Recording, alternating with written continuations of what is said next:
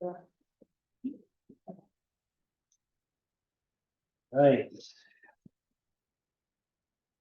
Right online, you guys are missing veggie burgers and Oreos.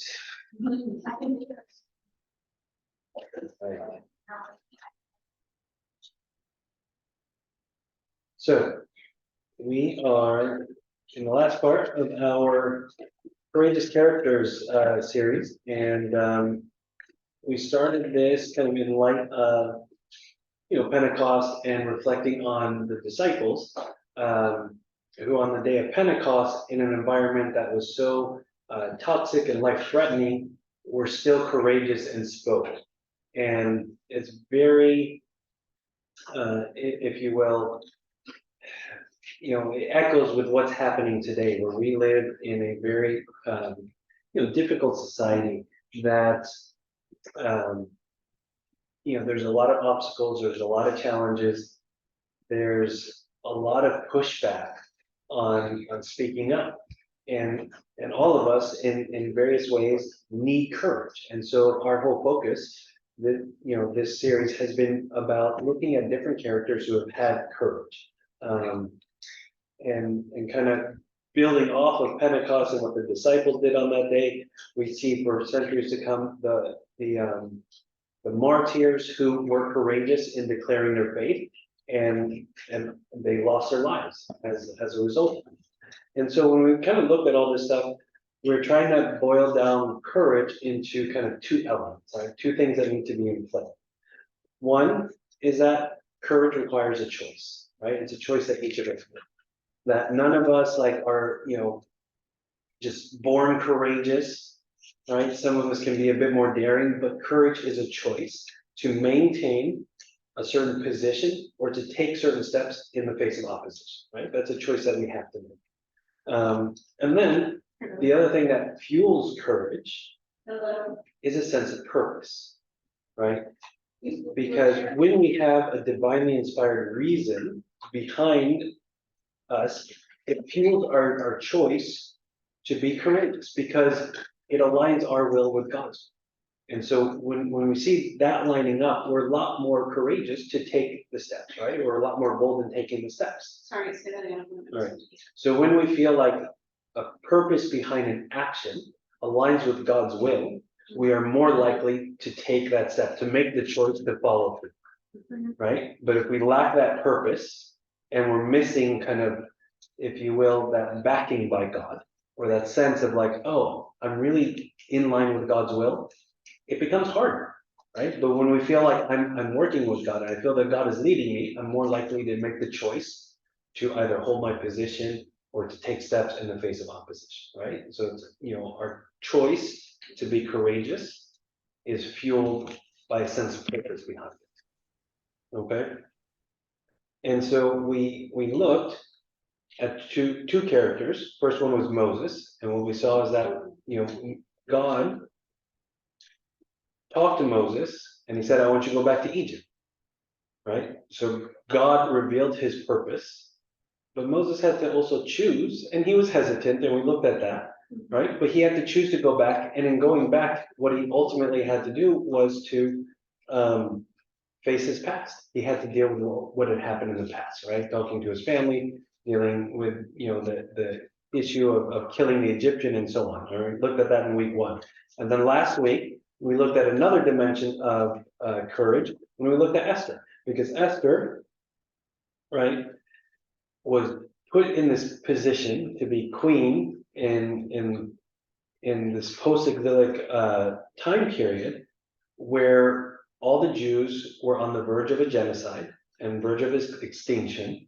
And, she was realizing where she was in the position that she had. And so there was a sense of purpose, which was to save her country, to save the Jews. But she had a choice to make. And that choice was, well, do I go in and see the king? Because he's been in the inner courts for, so many days, and nobody goes in and lives unless the king holds out the scepter, right? So there's a choice that she had to be, a choice to be courageous. But that courage was fueled by that sense of purpose, that behind it, there is a reason, right? There's a reason to do this. So when we have this purpose, right? When we have a sense of purpose behind what we're doing, we're more likely to make the choice to either stand strong or to be courageous, whatever the situation may be. All right. So, questions to get us in a movement, right? What are kind of moves or trends that we're seeing in society that make it difficult for us to be faithful? Right? What are things that we see happening in society that make it difficult for us to be faithful? And I'll give you an example. Like if we look at like different things for like activities for the kids, like sometimes we find like the games are all on Sunday, right? So there's it's like a trend that's happening. We're like, okay, well, I want my kid to be active, but like it's happening on Sunday. Church is on Sunday, right? So there's that like, okay, there's trends that we're seeing in society that are making it difficult to be faithful.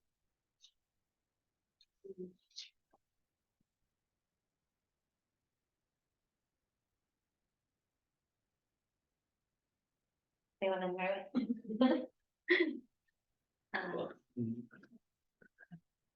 Sorry, I wasn't talking about you, because I also came wrong. I came from back. Oh, you. I think one thing that. Right.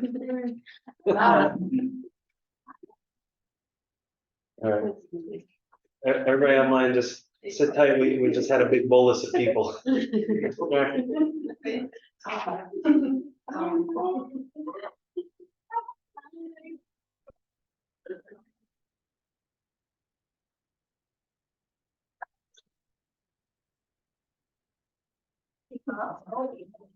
You guys can tell. Right. Yeah. Oh, yeah, I can tell. I can't sit on the floor. I'm sitting on the floor.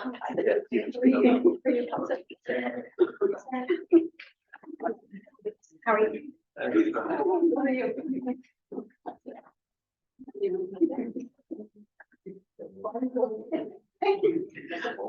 Oh, look, they call it.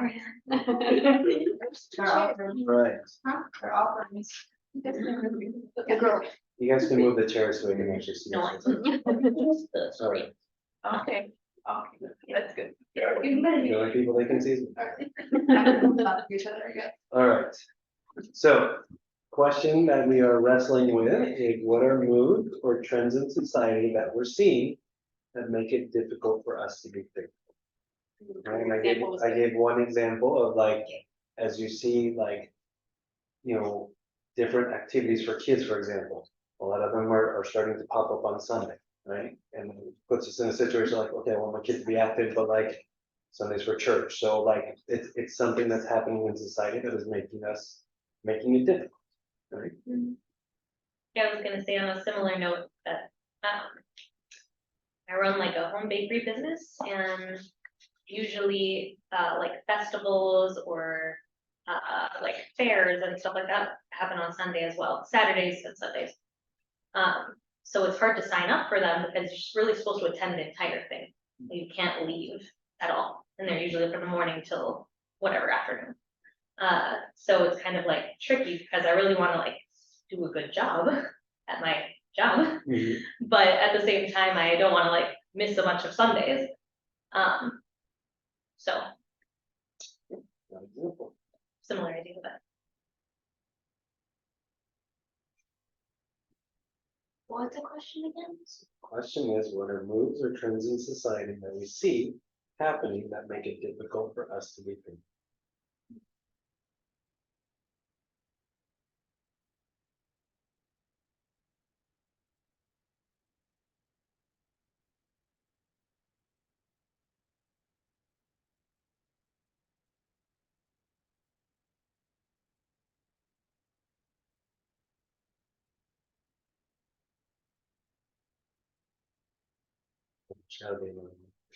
Yes, like the idea of like being inclusive and when it comes to the truth, going against the truth. So the challenge of, you know, present day that we're having with like LGBTQ and the whole, you know, ideology and, you know, you have to be inclusive, and that there's no real truth, you know, behind it. Definitely. I think sometimes it's hard to, like, especially with a lot of those topics, to feel like, even though you know clearly like what the truth is, you don't know how to express it in a way that shows God's love to people. Mhm. So it's like a paradox, because you almost don't know like what step to take, Yeah. you know? That's hard.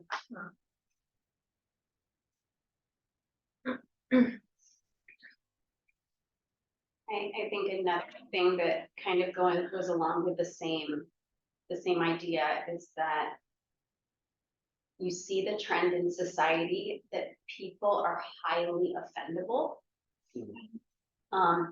You know, kind of goes along with the same theme, but like there's just a new level of sensitivity, I think, that people are expressing, you know, that like things that you would say, you know, like a decade ago, somebody might brush it off, like it's not, you know, that serious of a comment, or maybe you didn't mean it as a serious comment, you're a bigot or you're a racist because you said that, even if you didn't intend it that way. So it becomes very difficult to like express beliefs because you're constantly watching how you say something, because it's gonna be interpreted as like in a very extreme way. It's gonna be interpreted, and it's more often falling on ears that are very, very sensitive.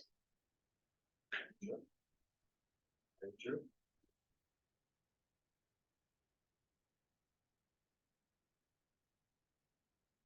All right. Here's another question. I want you to remember a time, and if you can, share it, in which you felt pressure to conform and you gave in and then regretted it. And you're like, I wish I had that moment back. Time you like you felt pressure from the outside to conform instead of to be faithful and maybe either do what you knew to be right, and you conformed, or saw something and like just wanted to say, but because of the pressure of the situation didn't say. And then later on, you're like, I want that moment back. Anybody have an example?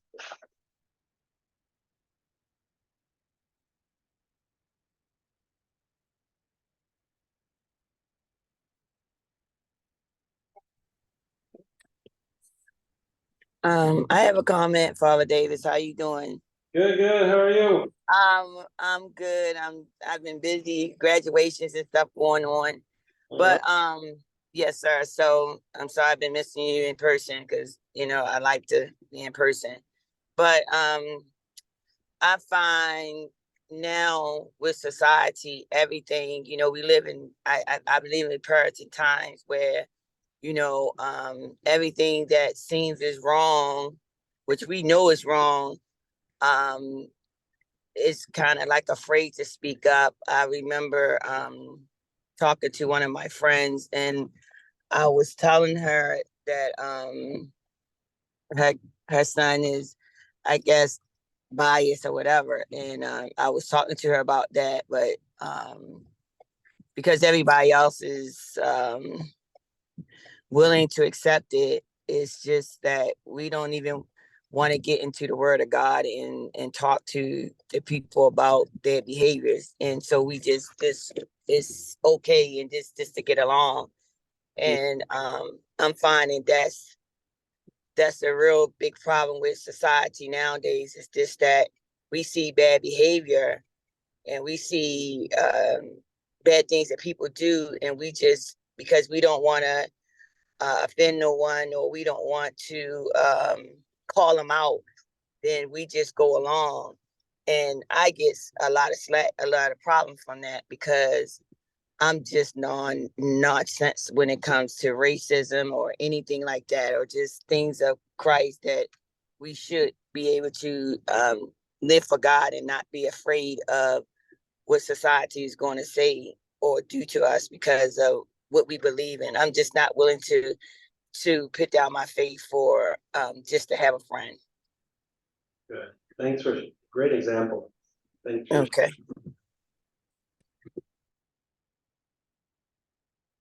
When I was playing at soccer, I could have told Biden. I regret that. Okay. There's a fight in soccer. And you didn't say something in which you. Good. That's a good example. Right, there's plenty of examples like that.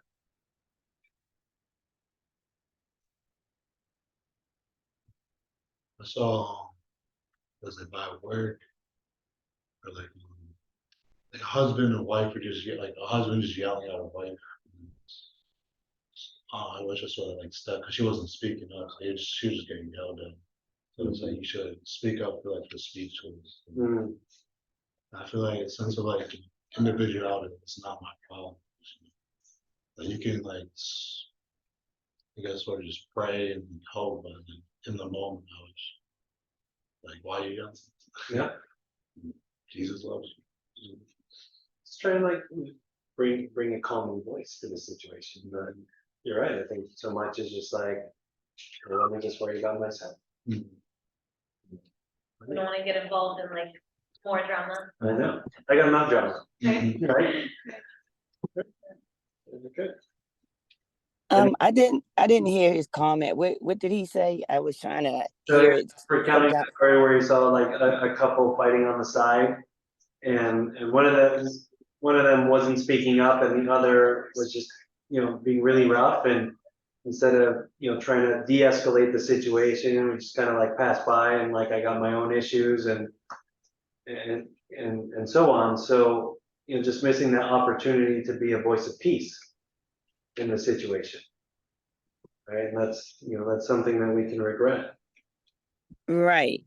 I totally agree. Like that's a lot that goes on in society. I travel from here to Maryland to Arizona to California. I do a lot of traveling, so I see that a lot. It's just like people just, I just don't want to get involved. They just don't care or whatever. They just don't want to get involved, and I believe that's why society has gotten the way it is because we just like I'm just not going to get involved. It's just too much. It's just a lot to do that. So yeah, that's just exactly what I've been saying all over everywhere I go. It's a lot of that going on. All right. Last question is kind of on the opposite side.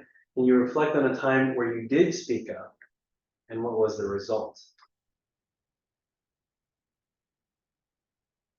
Right, what was the outcome?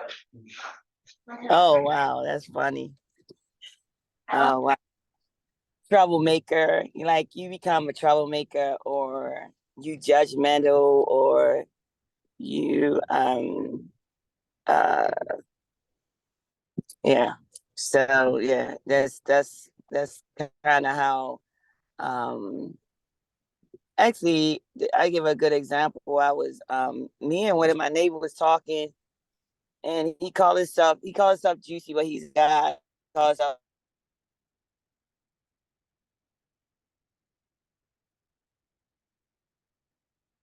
I think she dropped. Okay. What were you gonna say? In- Oh, there was a fight. And all those type of things. And I was like, well, I never said you wasn't saved, but I can't tell a person what they do with God by themselves, So I never said he wasn't saved. I said our behavior and the things that we do, if it's a sin against Christ, then we will have to pay for that.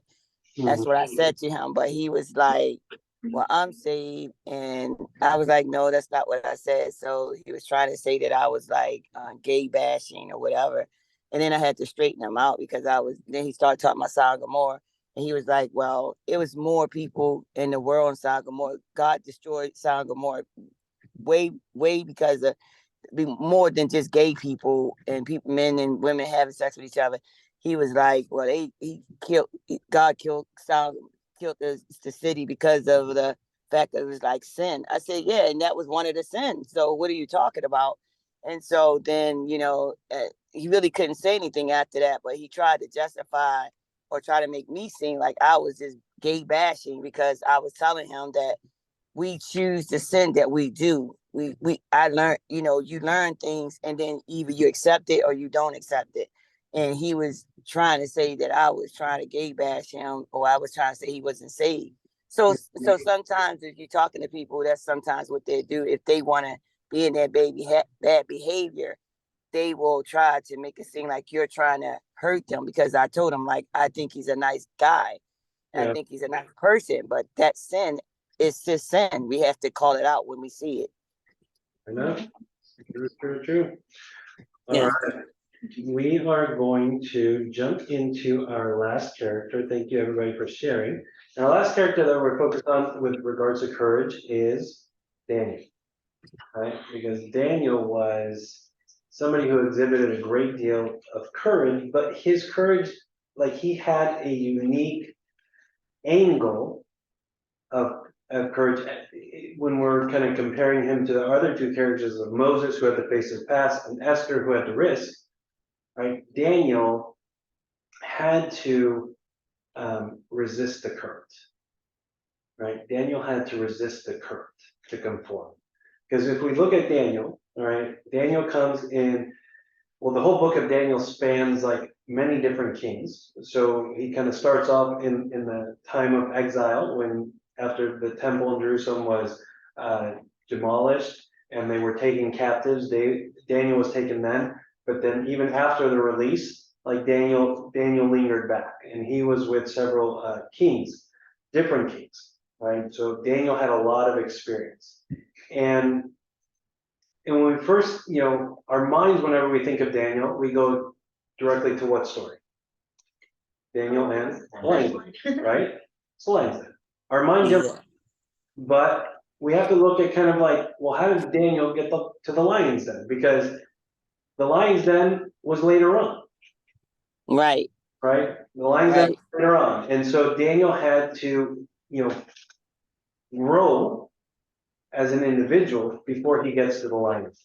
And so what we're going to look at is we're going to look into Daniel chapter 1, and we're going to look at first 8 verses, where it kind of sets up the scene. We're going to spend a lot of time in chapter 1, and then we'll go to chapter 6.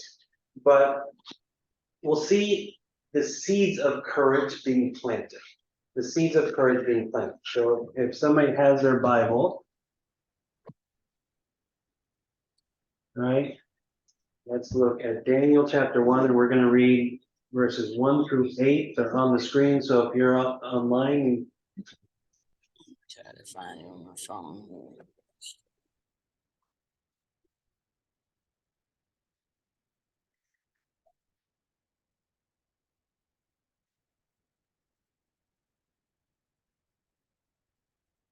All right. Anybody able to read Daniel chapter 1? We'll go verses 1 through 8. Stephen, go ahead. Nice and loud. We got the mic, and people online got to hear. In the 3rd year of the reign of Jehoiakim, king of Judah, Nebuchadnezzar, king of Babylon, came to Jerusalem and besieged it. And the Lord gave Joachim, king of Judah, into his hand, with some of the articles of the house of God, which he carried into the land of Shinar to the house of his God. And he brought the articles into the treasure house of his God. Then the king instructed Ashpenaz, the master of the eunuchs, to bring some of the children of Israel, and some of the king's descendants, and some of the nobles. Young men in whom there was no blemish, but good-looking, gifted in all wisdom, possessing knowledge and quick to understand, who had the ability to serve in the king's palace, whom they might teach the language and literature of Chaldeans. Did I pronounce that right? Yep. Okay.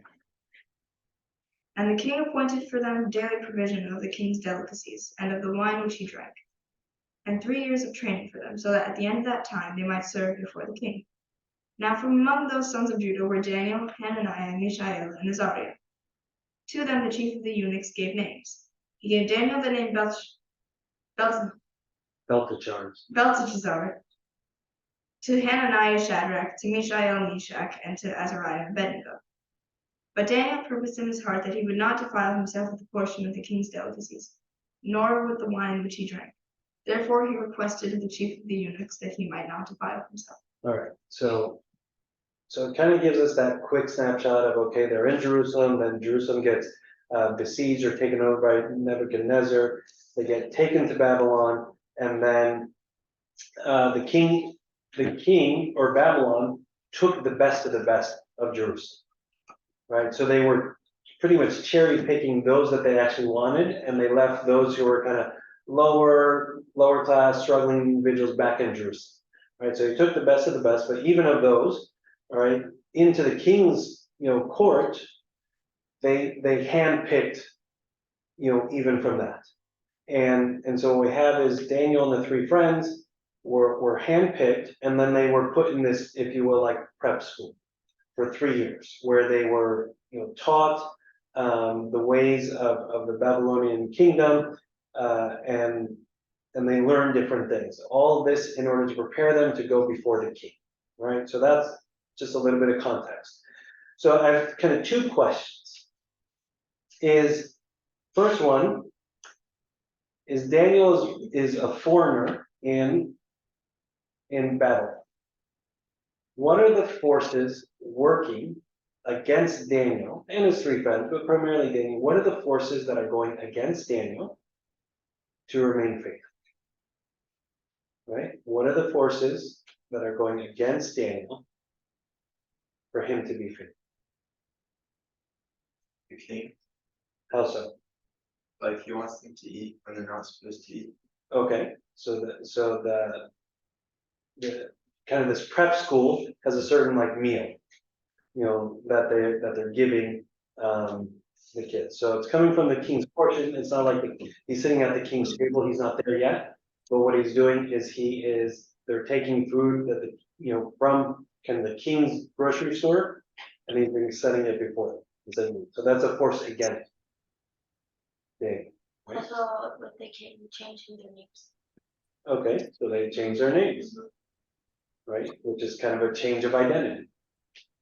He doesn't have the support system. Okay, beyond his three friends, right? He's beyond the three friends. They're, the best we know is that they're on their own.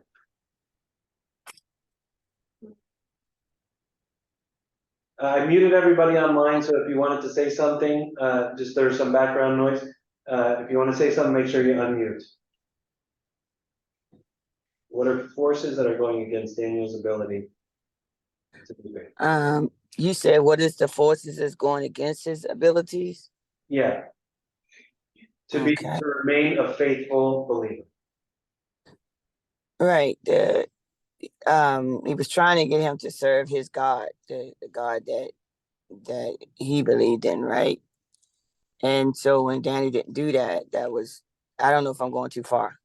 Well, we're just looking simply like, Okay. This prep school, and they're saying, we want you to learn all these things and to eat this food in order to prepare yourself to go before the king. So what are all the forces that are going against Daniel that are not in Daniel's favor, Okay. to remain faithful to his Jewish heritage? Right, so we said. So they really didn't. I let somebody else go because I'm always. I let somebody else go. That's okay. These are just like kind of short answers. Short answers. Short answers. Okay. So I think there's a lot of trying to make him kind of waver in what he believed. I think that's what was going against him as well. Okay. Did I understand that right? They're teaching him the ways of the Babylonians, right? So there's this whole educational process that is unfolding over the next 3 years. Right. Right. And he's cut off from his own country. So that connection is also going against him. Yes. Kind of what you said, like they're taking him away from his prayer. Okay. They could be, so they had different rhythms to their day, different practices. So again, these are going against what he knew and what he grew up. Yes. Right. Different language. Right. Yes, different rituals and stuff like that he was doing. Like he normally prayed a certain way, and then they was trying to get him to do it a different way. So that was going against what he believed too. Okay, now let's look on the other side. What does Daniel have working in his favor? We listed a lot that goes against it. What does Daniel have working in his favor? He was allowed to have vegetables and water. We haven't gotten to that point. What does Daniel have working in his favor? He has friends. Okay, so he's got 3 friends, better than no friends. He was favored, so it's not like he was like a drudge. He was Okay. like beautiful and Oh, okay, so he was good pampered looking. and then. whatever. Like, no, I'm just saying. Daniel was good. All right. That's why he's He's in this not situation. like struggling physically. Okay, all right. So he was of good Very physical, he was of good physical health, right? That's a good point. I didn't even think about that. Mm-hmm. What? He had some credit. He had some what? Credits? Yeah, so when he asked for something, he has that courage. Oh, because okay. he's trustworthy. Okay, so he had some courage, okay, I think also he had like some stature of some sort. okay, He was treated well. okay. Better than everybody else, at least. Do you think I think like he had his relationship that he built with God. I think he had more than anything his relationship that he was building with the Lord. Okay. I agree with you, but I'm gonna kind of back up from that and say he had a standard that was already imprinted on him, right? So Yeah. there, having, Okay. Yep. he Good went, word. Yeah. hold on, let me speak. He went there having like known and grown and understood his faith, right? So there was something that was inherited for him. That was something he inherited from his upbringing, right? So he had an anchor, so to speak. And because of that anchor, right? Not because of, but in addition to that anchor, what he had was what verse 8 says is that he purposed in his heart, right? Which is huge. He wanted in his heart to not defile himself. And I don't think that we can underestimate that, right? Because when somebody really wants to do something, and what do we say encourage, right? There's purpose and there's a choice that you make. And these two together build up courage. So he had a desire, right? And the desire was kind of fueled by the standard of living that he learned before the exile, right? So when we look at all of us, or we look at ourselves, and we face the crosswinds and the pressures of today, what helps us, have a moral compass, so to speak, is what we grew up with, right? And if we don't have that, if we don't get that gift, then it becomes really hard when we're in new places to understand, well, how should I really be governing myself, right? So he had that inherited standard of living, which came from his tradition, right? Which came from his back. And then purpose. Great. Let's read 9 through 14.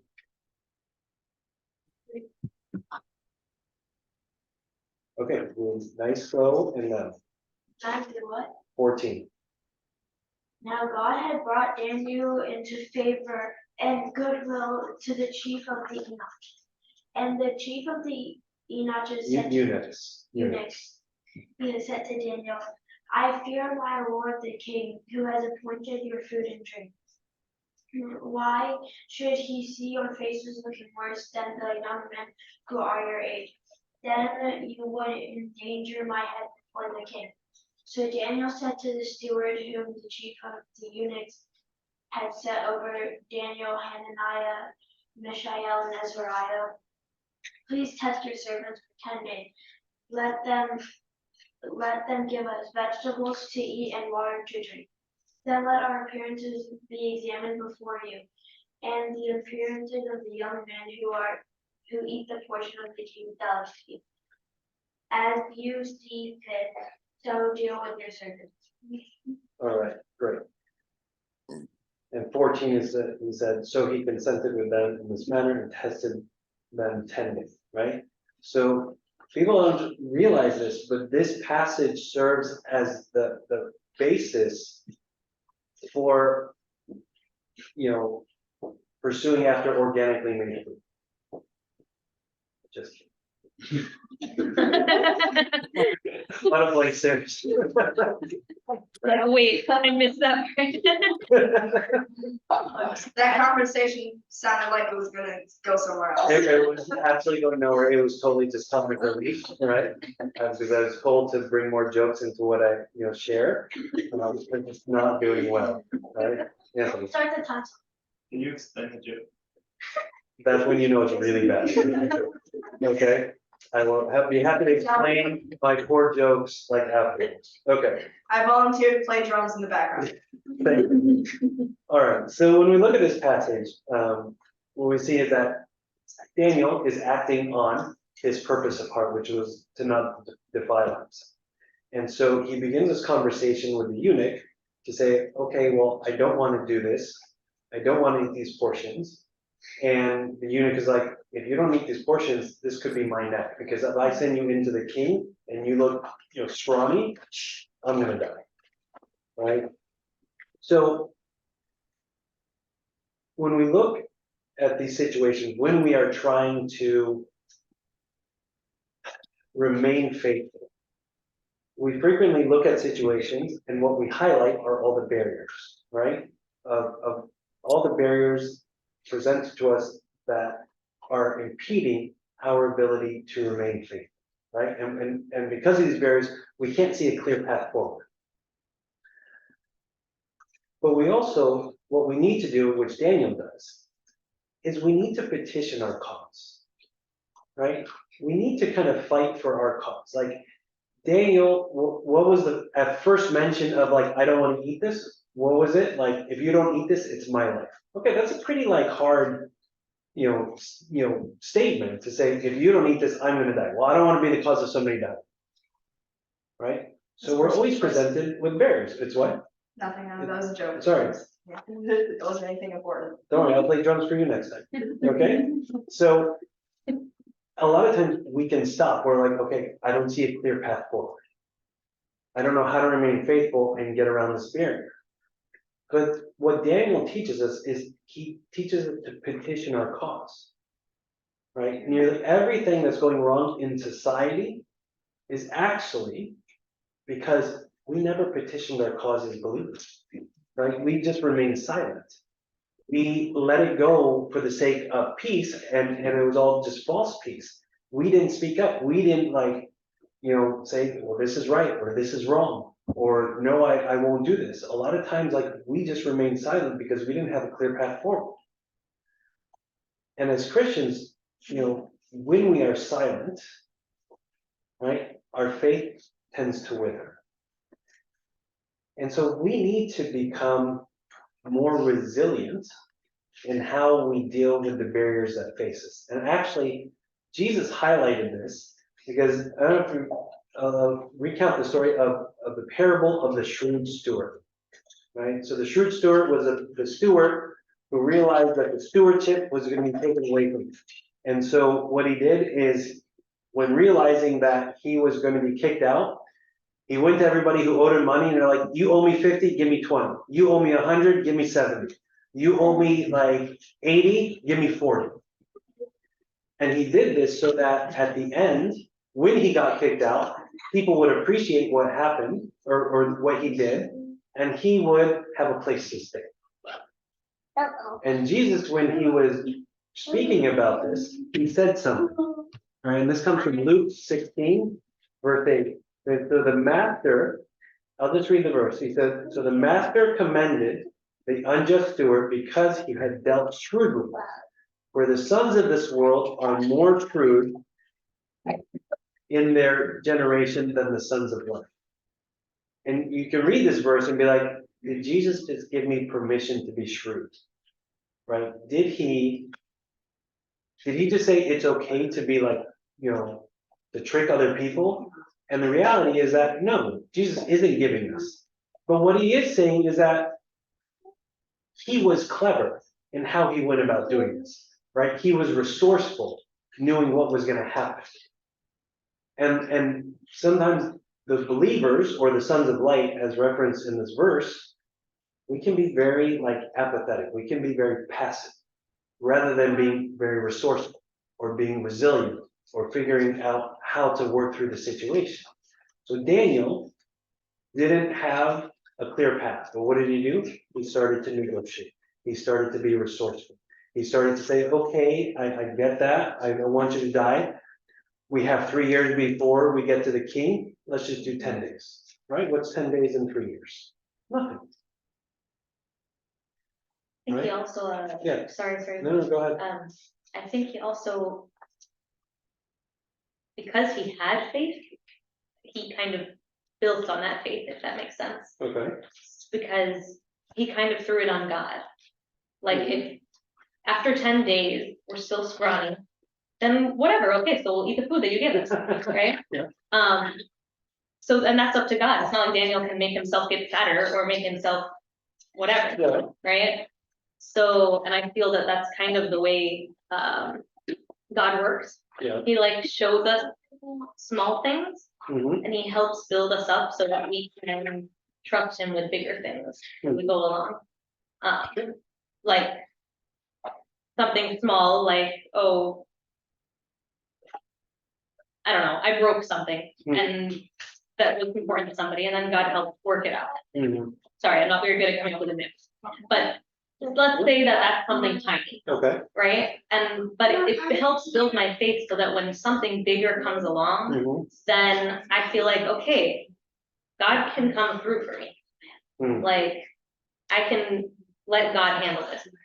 I like what you said because it's captured in the verses. Verse 9, right, it says, now God had brought Daniel into the favor and goodwill of the chief of the eunuchs. Oh, that's a good point, Right. yeah. So we underestimate what favor is, Mm, right? It's a bit mysterious because favor is what, kind of turns our boss's heart to receive like what we want to say, right?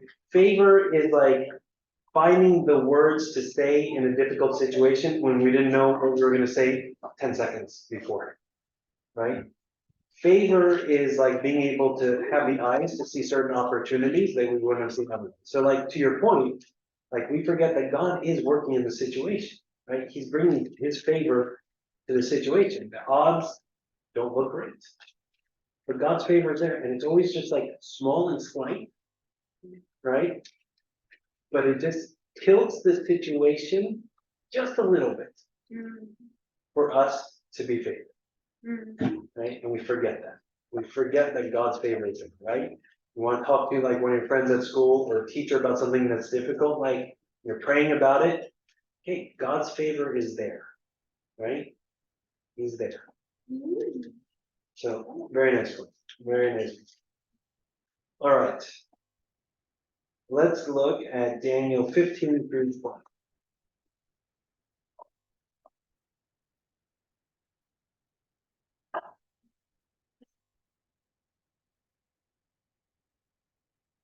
Daniel 15 through 20.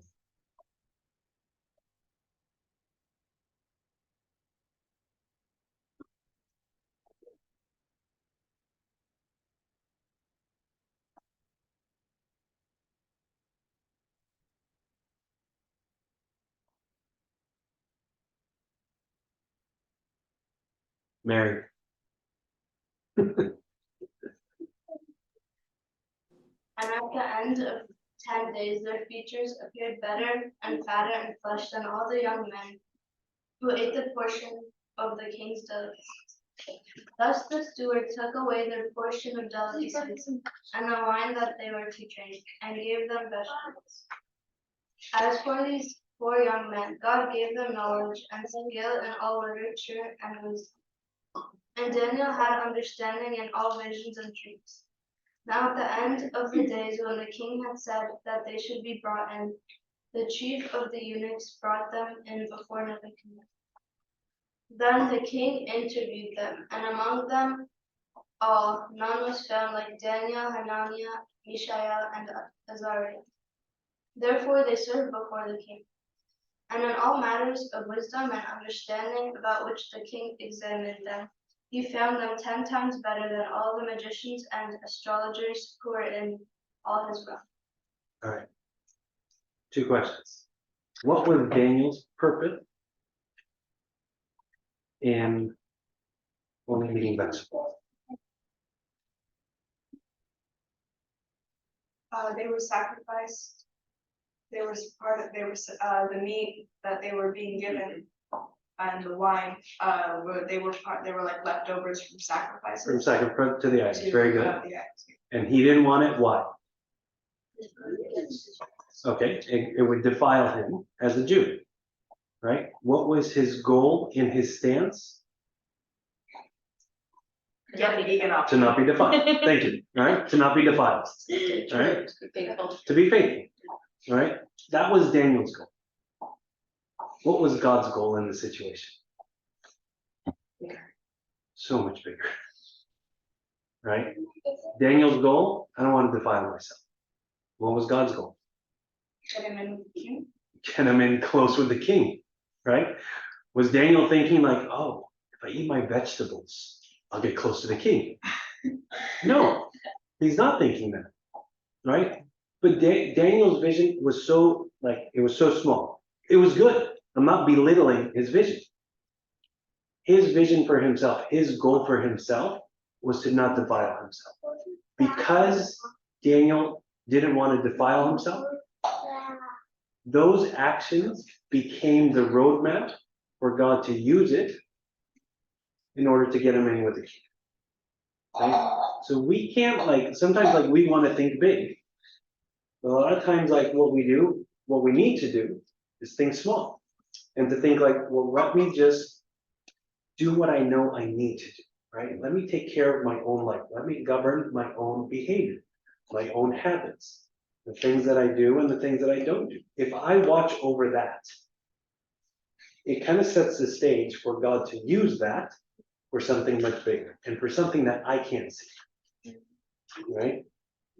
Well, the other guys were probably really mad at Daniel for getting their alcohol privileges revoked. There you go. That's how it's done. Well done. I know. No alcohol for anybody because of Daniel. I know, seriously. I send my Sunday sermons to you. You can proofread them. All right, so like you're saying, every challenge prepares us for something big. Daniel needed to govern himself, and he will need those skills to prepare him for the challenges that were about to come. Right? Now let's go to Daniel chapter 6.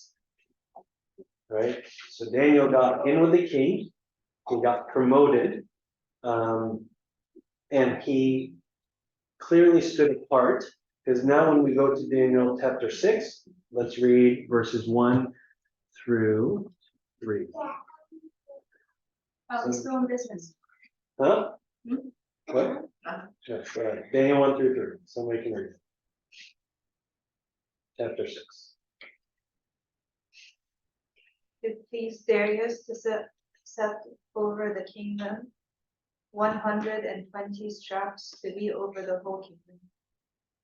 And over these 3 governors, of whom Daniel was one, that the straps might give account to them, so that the king would suffer no loss. Then this Daniel distinguished himself above the governors and straps. Satraps. So there's governors, and then think of the satraps as mayors, so to speak. You know what I mean? Satraps? Okay. What's a eunuch? I will explain that after. I know what they are. What's it? So in this, guys, So there's governors and then the satraps are like, they're over smaller areas and the governors would oversee the satraps. A eunuch is somebody who is castrated, who would watch over the king's women. All right? Then this Daniel distinguished himself above the governors and the satraps, because an excellent spirit was in him, and the king gave thought to setting him over the whole realm.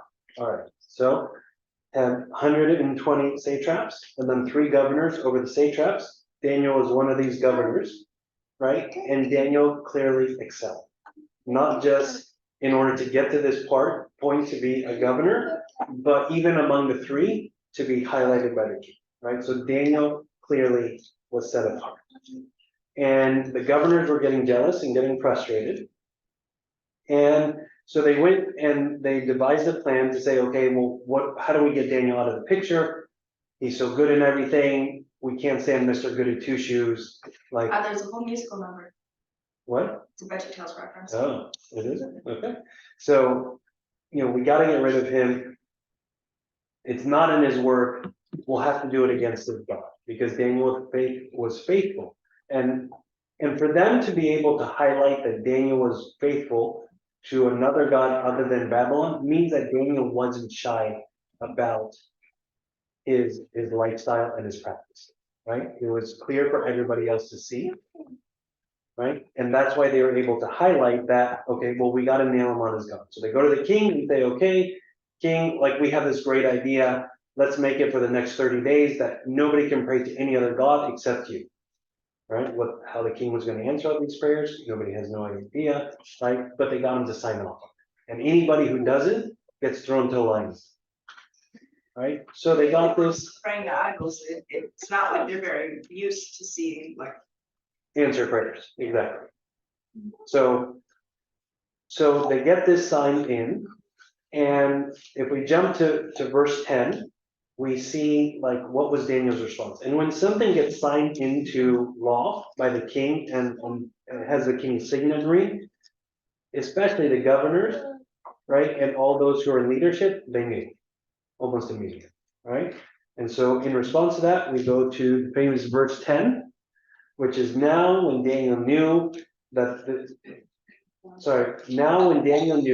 the writing was signed, he went home. And in his upper room, with his windows open towards Jerusalem, he knelt down on his knees 3 times that day and prayed and gave thanks before his God, as was his customs since early days, right? So this was the backbone of Daniel's, right? Was this prayer. 3 times a day, kneeling down and praying.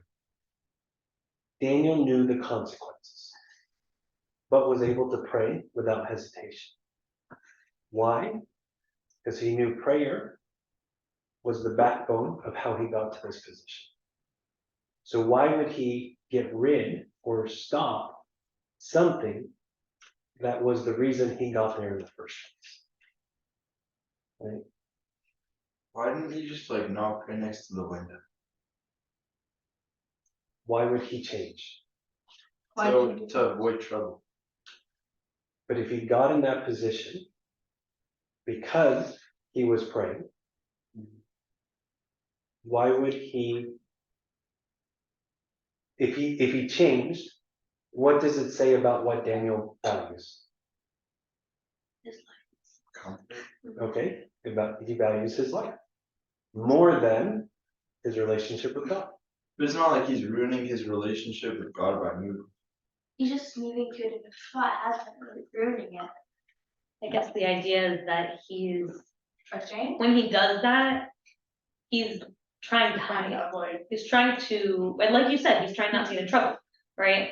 But he's also saying like, I'm gonna hide my faith from them, from the outside, so that they see me and they don't know that I'm God's, that this is my God and I'm praying to him. So like, it's almost like him saying, I changed. yeah, I changed my mind. Like I'm not gonna stick with God. I mean, I'm gonna stick with him, but it's gonna be secret. No one's gonna know about it, right? And like Una was saying, he's like him sticking with God publicly is what brought him to that position. Like saying in front of people, this is what I believe, this is what I want, this is how I'm gonna live. So he's basically just continuing, like everyone has said. Mhm. I also think, you know, when you think about his position as a governor, was likely that his job was potentially to disseminate the information further. And maybe even to encourage people to follow what the king was doing. Mm. So I think there's an element of being faithful. I mean, certainly the element of being faithful here, but also he may have been struggling with some confusion at this moment too. Well, also the next verse says that he was praying and asking God for help. Right? So it's not like he was like just praying whatever prayer he would have said if this hadn't happened. He was Right. praying about the situation, which maybe he was afraid, maybe whatever. Whatever was gonna happen next. I mean, it's just, he's in a governmental position. Mm. What else was he gonna be required to do? I agree. But at least going back to this rhythm that has been built for him was like, this is his safety net. Mm. This is what he knows. God has gotten him to this point, so he's just gonna have to dig him out of this one too. And then let me try and explain it differently. Let's say before every soccer game, you had a specific warm-up, right? That you always practice. And because of that warm-up, we're just gonna go with this idea that you continue to grow in your soccer skills and you went from like one level to the next level to the next level, right? And you get to the highest game, right? Whatever, we'll embellish it to World Cup. Okay? Right? Congratulations. World Cup. All of a sudden, you like, just before the World Cup, you get like a new coach who says, I don't want you to warm up like that. If you relied on this warm up in order to protect you, prepare you for the game, and you got to this stage, would you all of a sudden change? But it feels kind of different. Like, it's not like he's like, does it actually make a difference to like go from praying like in front of your window to like behind your door or whatever? What was the question, sorry? Does it make a difference to pray behind the door or leave the window open? Well, Right. yeah, because it's showing that he's like kind of scared. Right. Not to like make fun of him, you know, but like he's kind of scared. If he does that. Okay. I mean, Jesus said pray behind closed doors, but it was a completely different scenario. It's a little bit of a different context. Which example are you supposed to be following? I guess also it's like, there's some discretion to be had, like, people are different. Like, say at the beginning, when he decided to not eat the food, right? Some people might not have done that. And not necessarily because they didn't have faith or whatever. But Daniel had a certain temperament. Like, he wanted to hold fast to God, and he wanted to not deny God. So when you hide, it's kind of, you can think of it as kind of like a denial, because you're not being faithful to God out in the open, right? And Daniel kind of had that in him, that he wanted to remain faithful to God. So I guess. But I kind of also see his point a little bit. So I think, like in history, when we look at the saints, some of them did hide. Mhm. Yeah. And I don't think God really looked down on them. It's just some people were stronger or had higher faith. But it's like when they were like persecuting the churches or whatever, right? And then they would make like hidden churches where they could come and like pray together. It's like almost like if they went and like prayed like right in front of the governor, prayed a liturgy, like it's not smart. It's just like It's a good way to get an operation shut down before it can really begin. I guess some people are different, that's true. Some people went and told the governor, oh, I'm a Christian or whatever. And some people I think, prayed in yeah, it's other level. churches and I yeah, think that's true. Level of faith. I agree. I agree with what you're saying. I think like every situation is a bit unique. Right?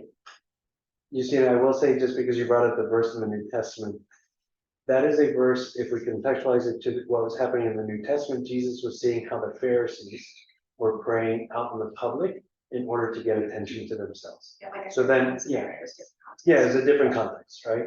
So I don't know that everybody caught that, but I agree with what you're saying. So it's a different context, right? And I'm not, and to your point, Anthony, like, I don't think Daniel is any, you know,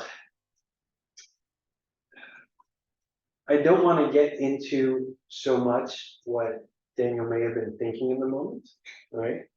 But I think if we play out the story, right, we will see why.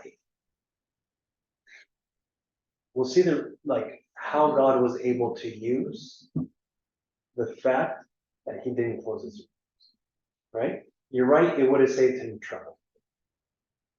But the story would have ended right now. I think too, I mean, this is, I think this also, someone saying, this is what it, maybe you said, Marianne, this is what it meant for him to be faithful. Like, this is what, I mean, this is what it meant to Daniel to be faithful. And I think there's also, like, I just keep thinking, to whom much is given, much is expected. And Daniel was given much, like God put him in this position.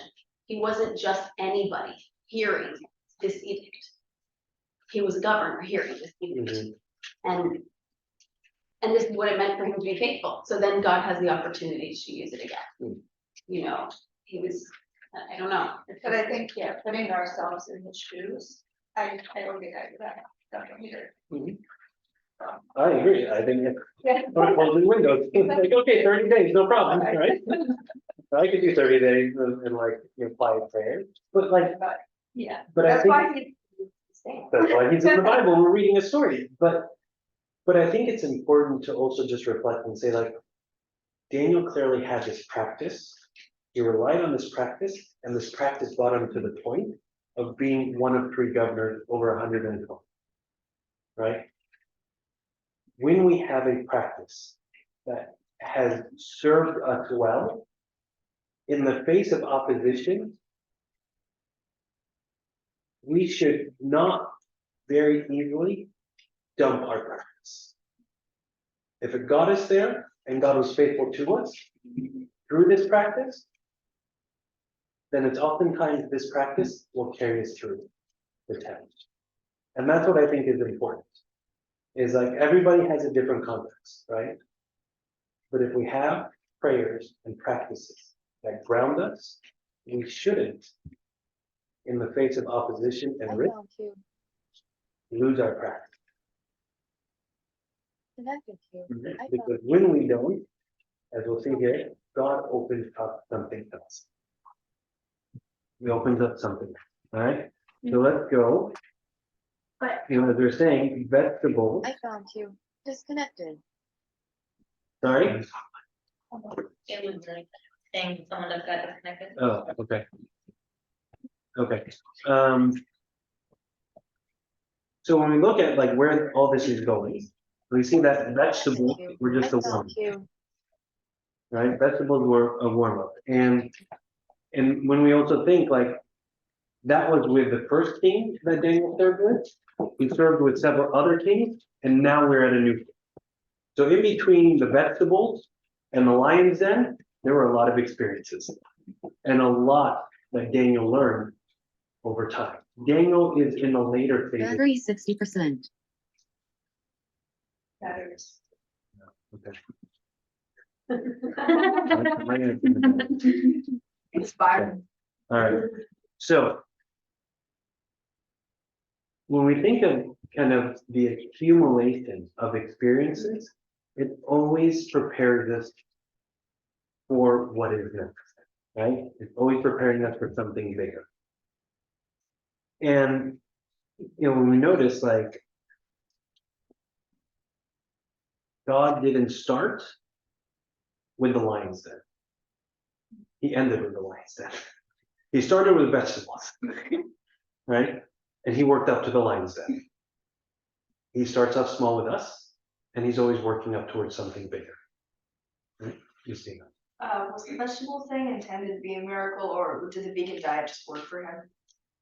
I cannot answer that. Okay. It just worked. Then I would say miracle because. Right, it just worked. All right, so let's go to Daniel 6:19 through 22, where essentially what had happened is that Daniel got accused to the king. Because the king had put it into law and signed it, there's nothing that he could do to change it. He was, worried and anxious, couldn't, change it.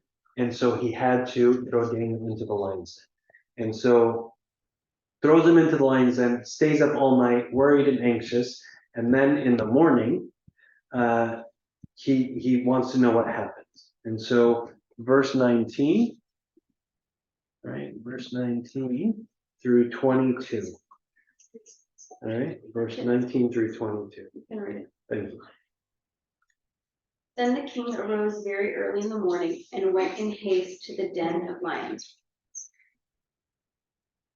And when he came to the den, he cried out with a lamenting voice to Daniel. The king spoke, saying to Daniel, Daniel, servant of the living God, has your God whom you serve continually been able to deliver you from the lions? Then Daniel said to the king, O king, live forever. My God sent his angel and shut the lions' mouth, so that they have not hurt me, because I was found innocent before him. And also, O king, I have done no wrong before you. All right, so this is like, it's what we love about this, right? That Daniel was thrown in, the lions were hungry, they didn't eat him, right? It's in all the children's, what? It's in all the children's books. We love telling the story to children. We love reading it, right? If you ask me, this is not the best part of the story. Right? It's really The guys are thrown in. no. That's very good. That's the glorious part of the story. That's kind of a cool part of the story, but it's not the coolest part of the story. You just define, Okay. you define your. Because what do we say? Like, remember when I asked you, what was Daniel's goal in not eating the meat? Not defiling himself. Not defining it. What was God's goal? Getting him in with the king. Getting him close to the king. What was Daniel's goal in not praying, not hiding his prayer? Not changing himself for a rule that is stupid and goes against his Okay. God and what he learned. So he wanted to be true to himself, all right? And he wanted to be faithful, all right? What was God's goal? Yes, the lion's den, but let's read verses 25 and 27. This is the best part of the story. Then King Darius wrote to all peoples, nations, and languages that dwell in all the earth. Peace be multiplied to you. I make a decree that in every dominion of my kingdom, men must tremble and fear before the God of Daniel. For he is the living God, and steadfast forever. His kingdom is the one which shall not be destroyed, and his dominion shall endure to the end. He delivers and rescues, and he works signs and wonders in heaven and on earth. Who has delivered Daniel from the power of the lions? This is what makes the story awesome. Because you never have a king who is willing to write a letter that goes out to all his kingdom and say that the God of this guy is the true God. The Catholics, Right? England, like Catholic kingdoms, didn't they do that? I'm not sure of that one. Okay. But when we just look at the story, like, this is what God was working towards. It started with vegetables, it went through several kings, it passed through the lion's den in order to get King Darius to write to his whole kingdom and say, Daniel's God is true. Right? How do we get there? It's not by closing this window. Right? When we close the window, we kind of close down our opportunity to engage with what God is doing and what God is working. Does it make us evil? Does it make us unfaithful? No, it just says that we're human, right? It says that we're weak. But when we choose to be strong, when we make a choice to be courageous, and when we have a purpose behind our courage, it opens up the opportunity for God to do something much, much greater than okay? And that's what's so beautiful about this. Lions Den was cool. The king said, oh my gosh, I have to write to everybody about this. I think it's really cool that it does get glossed over a lot of the time. But how is it good for anybody if the king like makes it happen and they don't feel anything? If they're doing it out of force instead of out of like love for God. Sure. That's a good point. At the end of the day, it's every individual's like response to the message. But the point that a king of a foreign nation that believes in other gods, right, would write to his kingdom and say Daniel's God is the living God and deliver him from the lion's den is incredibly powerful. And it's not even, it's interesting, you know, we picked up Ava picked up a book recently at the library about like women in history, queens in history. And one of the stories is about Bloody Mary, okay, who was a queen, you know, and who was very forceful about her conviction in Catholicism and murdered people, right? And hence the name. Henry VIII's kid. But it's the idea is that she is doing that. There's like a stubbornness, a whole lack of understanding around the faith. Like clearly she doesn't understand the faith that she's proselytizing. This is based on a testimony that God produced in a person. You know, he's saying no, like the king is saying like no one else can do what this God has done. He is the living God. It's just a totally different, you know, like God is the one who's creating the testimony. It's not the king who's coming and saying like, I'm going to force all of you to worship my belief system. No, it wasn't his belief system. It was God that created this testimony through Daniel's faithfulness. And like, you know, you're saying like he had no vision for, it's not, Daniel didn't have this vision. He proselytized despite himself. He just, to a whole, not a king, like not a nation, an empire. Mm-hmm. So like one of them was out of a want for people to see the truth, and one of them was out of like a need for control. You just like to sound like, did I get that right? Yeah, Bloody Mary was out of need for control, and King Darius was out of the other option. I think just like even just No, you're right. exploding with like testimony, like there's just I think just awe and wonder. Like this is, I don't know. I mean, it's just like when we skipped up the part 2 about how like he couldn't sleep and how he was like so anxious and like he wakes up, he's like it's amazing, right? It's like I don't know, it just is really. It's awesome, and it's just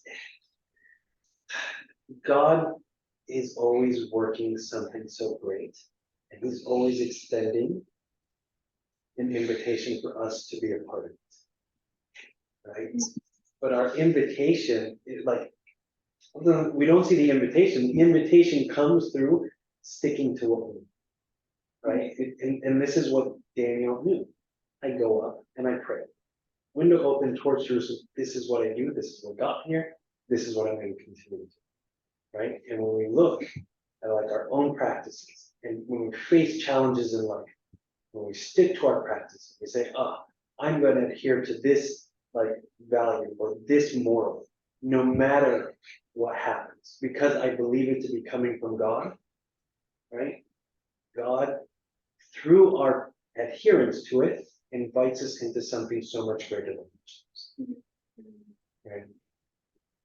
So. Yeah, that's right, Father Davis. That's a good way of looking at it, because when you were saying earlier that we need to be ready, you know, like stand up and be willing to speak up, because God is always trying to use us so he can show his power through us. And we are the only way that he can show his power through is through us.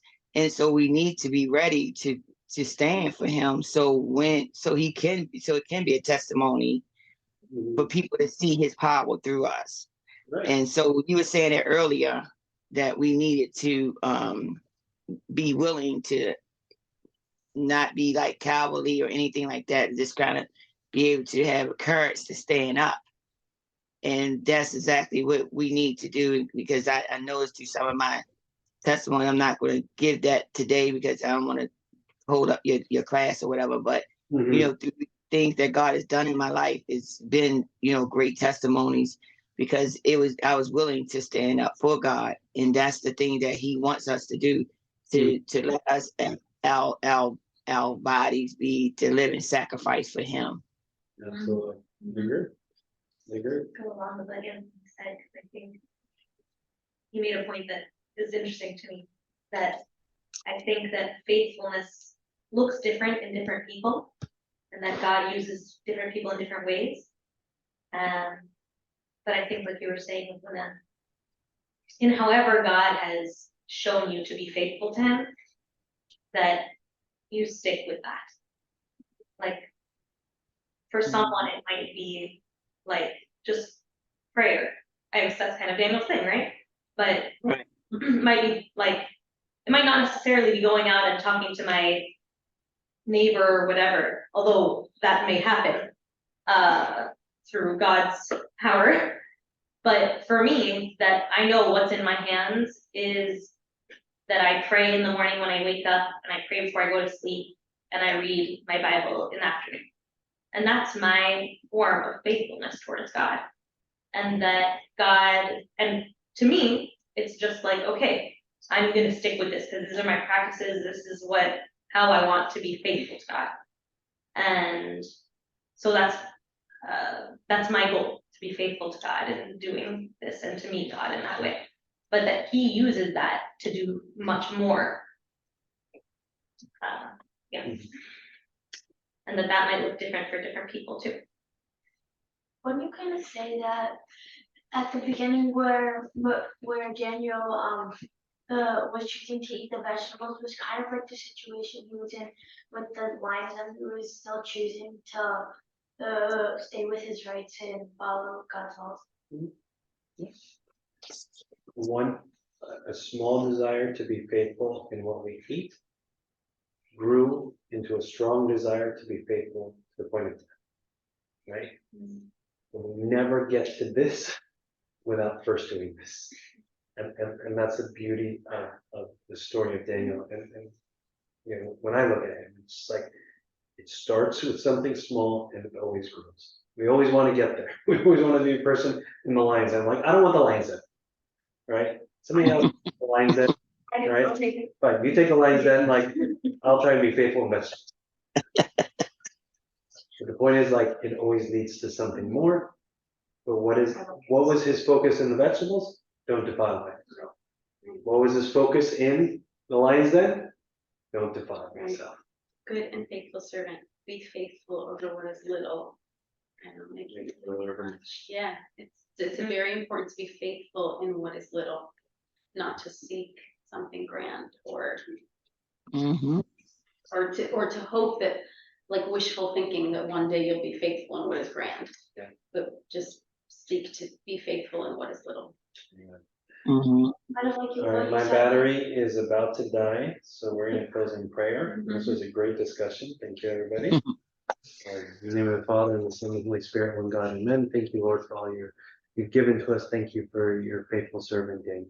And as he faithful to one goal, which was do not defile himself, to stay true to you, you took that and you worked something amazing. And Lord, us will adhere to such a simple goal. You, Lord, would use it for something greater, something that we can't see, but you, Lord, can take and orchestrate for something that brings glory to your name. So thank you, Lord.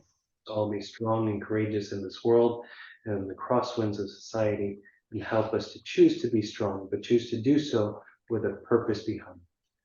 Through the intercessions of all your saints, here as they say, Our Father, who art in heaven, hallowed be thy name.